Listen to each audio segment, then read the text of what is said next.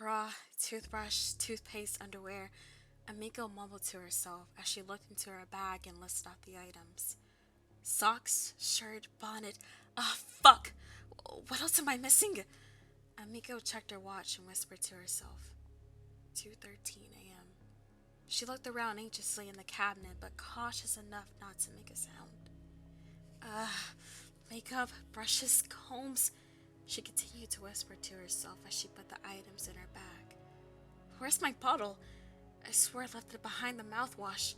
Amiko contemplated to herself. She sighed out of frustration and chewed her thumbnail and pulled her collar with the other hand out of habit, while she continued looking around the cabinet doors again. This is useless, she huffed and closed the cabinet door shut and stared at the mirror. And staring back at her was an exhausted mess. Her eyes were baggy and lifeless. Her hair was loosely wrapped in a bun and in tangles that had bobby pins that could barely hold themselves. Her shirt was worn out from the stress and constantly pulling up the collar out of habit. What am I doing with myself? Amiko whispered as she put her hands up to her face to wipe her eyes. Then she slid down to the floor and pulled her knees up to her chest with her arms wrapped around them. She looked around the bathroom floor at the cluttered mess she made earlier. There was trash scattered everywhere and the bathroom floor was barely visible. Towels, makeup, shampoo, brushes, and the trash can was knocked all over the floor. Miko looked over at the trash can with remorse, because what stuck out were pieces of crumpled paper that had blue writing on it. Out of curiosity, she felt drawn to the crumpled mess and crawled over to the floor to pick up the pieces. Some of the paper was ripped in half. Others crumpled up, and Amiko opened them up one by one. All of them had muddled blue writing on them.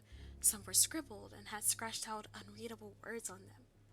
But one paper in particular was still barely illegible. Amiko stared at the note and began to read it. To my sweet little angel. Mommy has to go away for a little bit to go on a special adventure. A bit longer than last time. Don't worry, my little pumpkin, I won't forget you. I promise to sing you some dolls and the little race cars you like to play with on the carpet. Amiko laughed fondly to herself, and with the tears she continued to read. Please know that I love you, my little innocent. I know your dad will take good care of you while I'm gone. Love, Mommy. Amiko started crying on the floor. She balled the paper back up and threw it across the room. Why? Fuck, why? Amiko looked down at her watch to see that it was 2:30 a.m. Shit. He'll be here in 15. I need to find it now. Amiko sighed to herself. She wiped her eyes with her hands and stood up to reach her bag that was sitting on the toilet. Suddenly, the door creaked open slowly, and Amiko turned around sharply in fear. She held her breath as she saw tiny little black puffballs of hair poked around the edge of the door, followed by these large black eyes that stared back at her. Then little hands popped out and pushed the door open some more to let themselves into the bathroom. Amiko stared at the tiny little human that came from behind the door in shock. Love, what are you doing up so late? She whispered. I thought you were resting with Daddy. And what's that behind your back? Amiko asked nervously. Yet only large black eyes stared back at her, and Amiko was met with silence. Until the child handed Amiko a small, transparent orange bottle. Amiko observed the item carefully in her shaky hand. Amiko realized that it was the pill bottle she had been looking for. She held her breath and clutched the bottle close to her chest as a few more tears dropped down her cheeks. The child started shuffling their feet in the doorway and shifted their gaze to the right of Amiko and at the backpack of items that were laying on the toilet. Amiko followed the child's gaze to the backpack and immediately scrambled over to the toilet to close the bag and hide it behind her back. It's nothing, baby. Mommy is just going on a special mission tonight, Amiko quickly responded. The child looked at Amiko in awe. Yes, baby. You see, it's only a job that mommy can do. You see, I have to go out and meet my special friend tonight because mommy needs to get these magical blue pills. They're rare and have these cute little M's on them, kind of like M&Ms. But mommy just ran out of them, and when mommy runs out, she gets really upset, baby. Amiko feigned a pouty face, and it made the child giggle. So when mommy runs out, she needs to go on a little adventure to get another refill again. Mommy needs these pretty blue ones especially because they make her feel special and free. She can soar through the sky with wings and touch beautiful rainbows in the sky. Then she can rest her head on a big, soft, white, fluffy cloud. Amiko sighed blissfully as she fantasized to herself. It's when I'm the most at peace, my little pumpkin. Amiko looked over to her child. Then she stood up and grabbed her backpack. I won't be gone for long, I promise. The child looked at Amiko with sad, large eyes and tugged at the bottom of her shirt. I'm sorry, Pumpkin. I'm so sorry. I'm sorry. I'm so sorry. I'm sorry. I'm sorry. Please, I'm so sorry. Miss Haynes, please stop. Listen to me, please. The nurse shouted at Amiko as she lashed out and struggled to grab onto the nurse's scrubs. The male nurse quickly grabbed the hold of Amiko's arms to detain her. No, you listen to me. I don't have a problem. You do. You won't let me see my child, damn it. That's my child. Amiko wept as she cried out in the large room. Where is she? Answer me! Miss Haynes, please calm down. Get a hold of yourself. This stress isn't good for your mental health. The nurse said as he struggled to keep Amiko still and calm her down. It's fine, Nurse Danilo. The doctor replied through the intercom from the outside of the door as she scribbled some notes down. I have all the information that I need today from Miss Haynes. You can release her. Sure thing, doctor. He replied. Nurse Danilo released Amiko gently, and she fell down to the floor weakly, sobbing in pain. He reached into his pocket and pulled out a few tissues so Amiko can wipe her eyes. Amiko looked at the tissue and took it as she continued to cry. Nurse Danilo looked at her empathetically. Then he straightened his scrubs back up and walked near the front of the room, where he stood still and on guard near the door, looking at Amiko for any disruptions. Yet, Amiko just looked down at her lap and began reminiscing about the past while wiping her eyes. Her body felt so weak and worn out from all these abrupt emotions. Suddenly, the door creaked open and Amiko jumped at the sound. She whipped her head quickly towards the door anxiously, and all she saw were fingers prying around the door and large black eyes that followed behind them. There was silence in the room as Amiko began breathing heavily. She started shaking even more as the figure walked around the door and stared directly at her. What the fuck do you want from me? Amiko screamed as she jumped off the bed and scrambled over to a corner of the room. However, the figure just stared back at Amiko. Nurse Danilo, I would like some privacy with this patient for about 35 minutes, please, the figure requested. Of course, doctor. And here's the bottle the patient had snuggled under her socks in her clothes drawer. Nurse Danilo said as he handed the bottle to them and exited the room.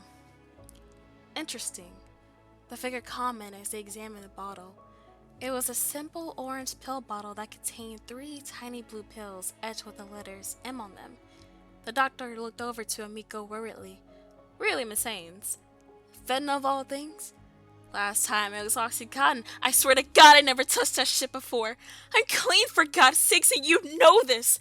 I've been clean for almost 6 months now. Why would I do this to myself before my release date? Amiko exclaimed anxiously. Please believe me, doctor. I'm innocent. Please, be rest assured, Amiko. I believe you, the doctor said reassuringly with a calm smile. I am Dr. Aline, and I just want to understand you better. Would you like a bottle of water to refresh yourself? Dr. Aline asked, and Amiko nodded. So, Dr. Elaine walked out of the room and returned shortly after with a bottle of water and handed one to Amiko, who was still sitting on the floor. Amiko twisted the cap open and started drinking the water in relief. Now, why would a wonderful woman like yourself tarnish her rehab treatment?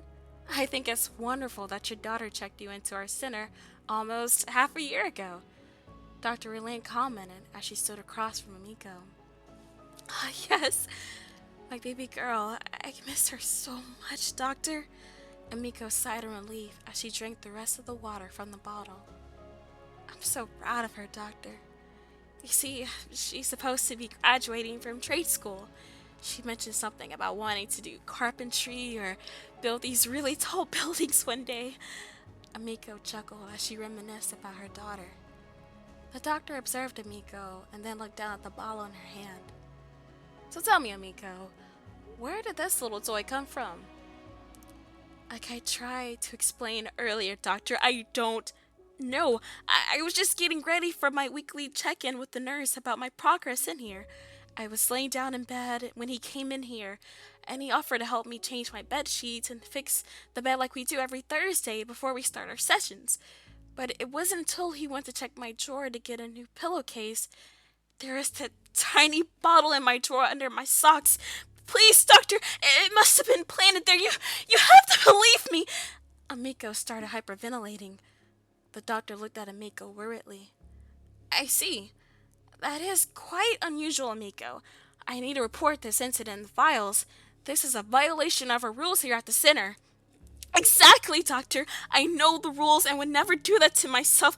I'm a changed woman, Amiko pleaded. I'm not perfect, and I almost had a relapse a few months ago. So my daughter checked me in, but please, I wouldn't do anything like this. I've been clean. I have a daughter waiting for me out there. She needs me. The doctor smiled kindly at Amiko and wrote down some notes down on her clipboard. Of course, Amiko. There's no doubt in my mind that you would. Well then, let me take care of this issue and start an investigation. But before I leave, I just have a question or two to ask. Your daughter, is she your only? Amiko looked confused but answered quickly. Yes, she's my only child. She's 20 years old. The doctor's smile slowly faded as they stared directly at Amiko. You know, Amiko, there's no need to be dishonest with me. Now I'll ask again. Is she your only child? Amiko stared at the doctor and started sweating. No, I've had another before. She was nothing but a child when I last saw her. I felt guilty about it ever since, but I was so strung out to chase a high that you what?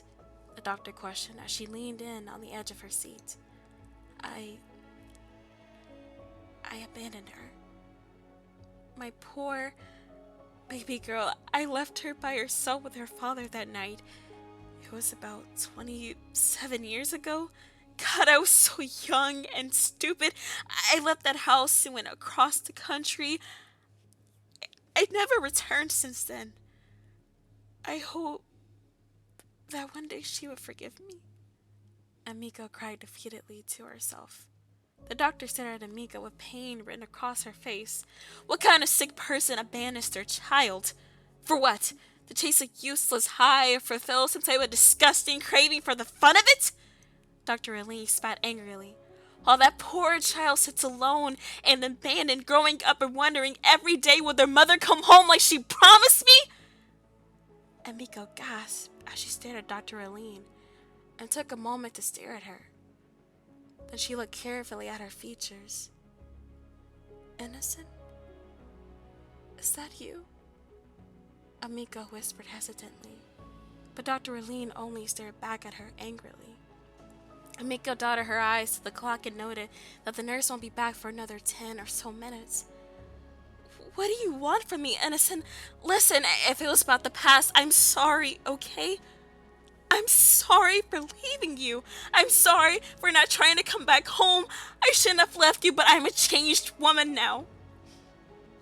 My little Innocent, I promise I'm not the same woman I was decades ago. Amiko pleaded as she stood up from the floor and took a few steps closer to Dr. Aline. I do forgive you. Mom?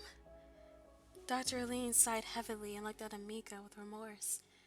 I've been looking for you for so long, Mom.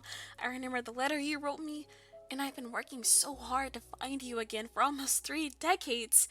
Dr. Aline smiled as she stood up to embrace her mother. Amiko embraced her tightly. Oh, my little innocent, I'm so happy. You look so beautiful, and wow, you're a doctor now too. I'm so proud of you, and there's so much I have to tell you about everything. Amiko celebrated. Dr. Aline released Amiko and smiled at her dearly. Mother, oh my sweet mother, you really have no idea how much time I spent tracking you down across the country to find you. Amiko smiled and said, I moved up here to South Dakota to start a new life, my love.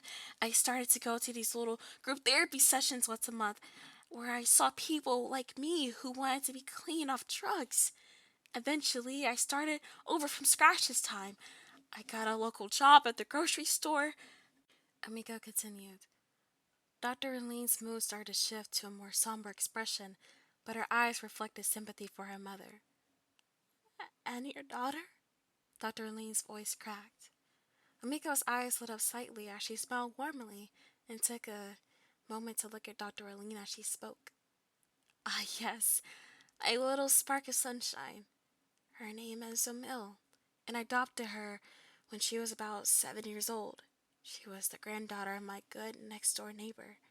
She had no other family besides her poor, sweet grandmother, so I would babysit Emil from time to time while the grandmother was in and out of the hospital with cancer.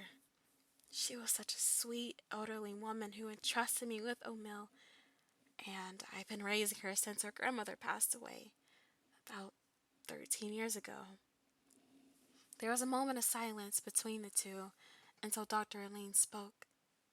Wow, I didn't know that about you, Mom, she said as she stared into her mother's eyes with acceptance and slowly lifted her arms and opened them again. Amiko looked at her daughter with joy and embraced her again.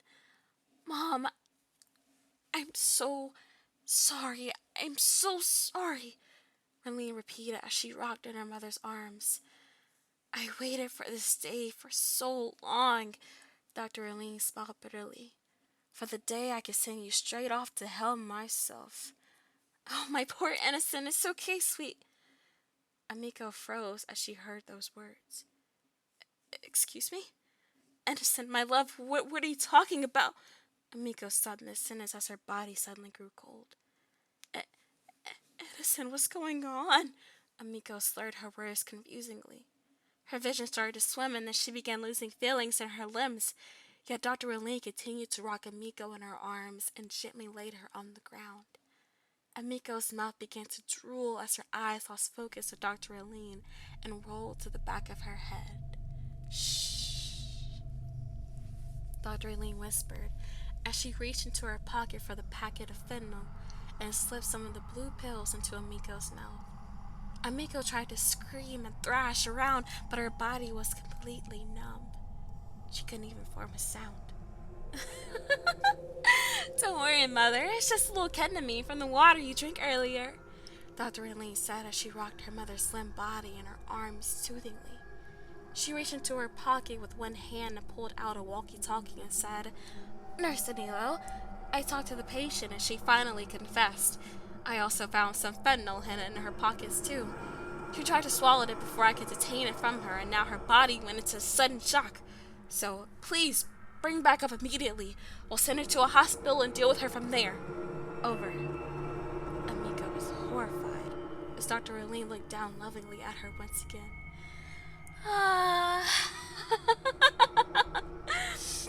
I'm so proud of you, Mother, and how you changed your life. So now you can be the greatest mommy to me now, because it's my turn for you to love me forever. Dr. Aline laughed gleefully and looked down at her mother's sedated state. Now you won't ever have to leave me again, ever again, Mommy. Do you feel it now, Mommy? Do you feel yourself slowly floating away and high again on your sweet, fluffy clouds? Because it's just me and you now. while you soar high in the sky off that shit and drift off into bliss on your sweet, sweet, fluffy clouds. Oh, I love you, Mommy. Dr. Eileen smiled brightly as she hugged her mother's body close to her tenderly. Yet, Amika was screaming in silence, and tears fell down her eyes as she looked at this estranged devil holding her. But no one could hear or understand her, because the screams only echoed inside of her head.